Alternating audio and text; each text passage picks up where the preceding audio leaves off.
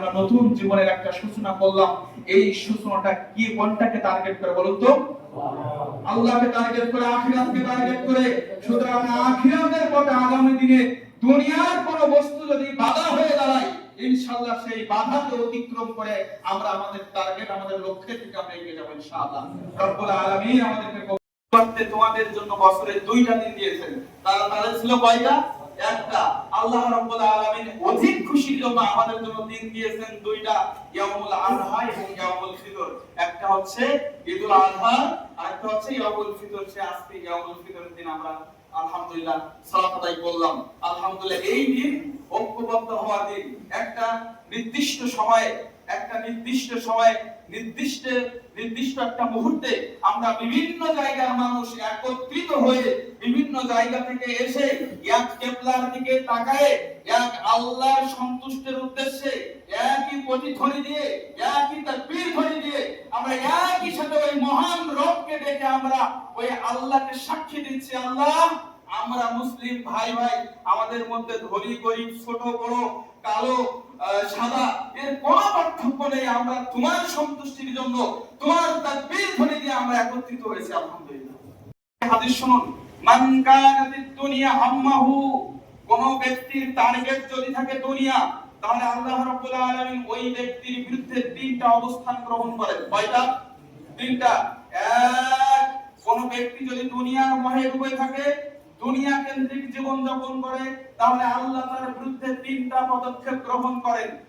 এক, ফাররাকাল্লাহু আলাইহি আমরাহু, আল্লাহ তার জীবনটা এলোমেলো করে দেন, আল্লাহ তার জীবনটা অগোছালো করে দেন, দুনিয়ার ব্যস্ততায় তাকে ফেলে দেন।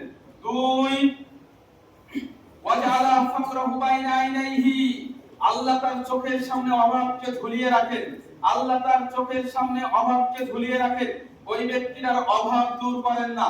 3, ওয়ালাম ইয়াতিহি মিনাদ দুনিয়া ইল্লা মা কুতিবা লাহু, ওই ব্যক্তির তাকদীরে যা লেখা ছিল, ওই ব্যক্তির তাকদীরে যা লেখা ছিল তার বাহিরে আর তার কোনো কিছু বর্জিত করা হয় না। বুঝতে পেরেছেন? তাহলে আল্লাহ সুবহানাহু ওয়া তাআলা যদি কোনো ব্যক্তি দুনিয়ামুখী জীবন যাপন করে, তার টার্গেট থাকে দুনিয়া, তাহলে পদক্ষেপ নিচ্ছেন কয়টি? 3টি। এক, যে ওই ব্যক্তির জীবনকে সংকীর্ণ করে দিবেন, তার কাজগুলো এলোমেলো করে দিবেন।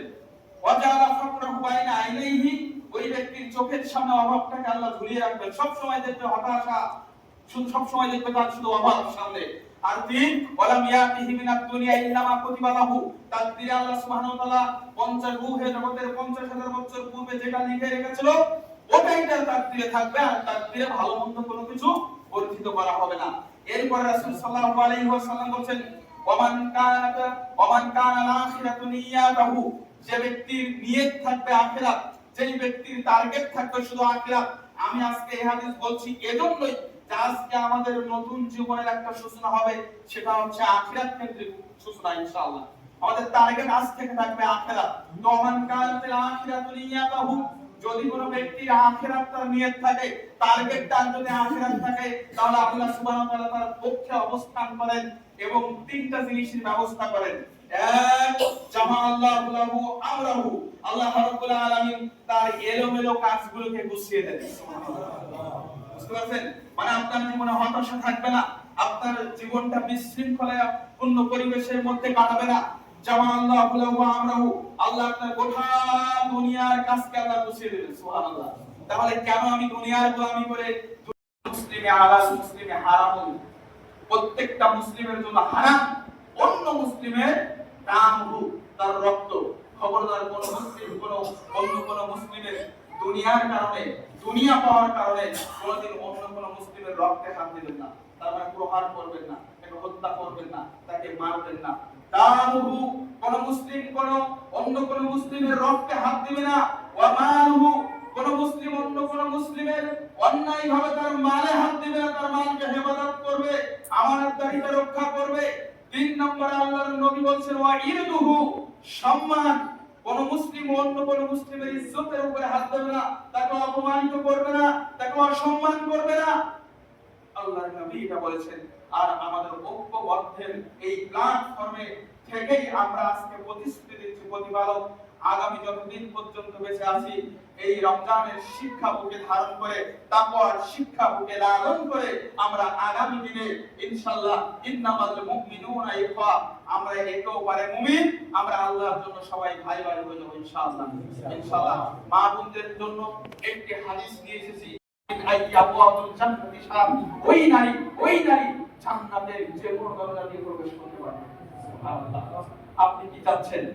আপনি কোন ধোঁকায়, আপনি প্রযুক্তির এই যুগে, বিশ্বায়নের এই যুগে আপনি কোন ধোঁকায় পতিত হয়েছেন যে আপনার অন্তর্মহলের বাহিরে গিয়ে অশ্লীলতার জড়িত জড়াতে হবে? আপনার জন্য কাজ ছিল তো মাত্র 4টি। আল্লাহর নবী এত সহজ করে দিয়েছেন প্রিয় আমার 4টি কাজ। আমার বোন, আমার মা, আপনার জন্য শুধুমাত্র 4টি কাজ। 1, আপনি 5 ওয়াক্ত সালাত আদায় করবেন। 2, আপনি রমজানের সিয়ামগুলো সঠিকভাবে পালন করবেন। 3, আপনি আপনার স্বামীর আনুগত্য করবেন। যে আপনার যেদিন বিয়ে হয়েছে তার পরদিন থেকে আপনার একমাত্র গার্ডিয়ান, ওয়ান ম্যান আর্মি, একমাত্র গার্ডিয়ান, আপনার একমাত্র কমান্ডার হচ্ছেন আপনার স্বামী।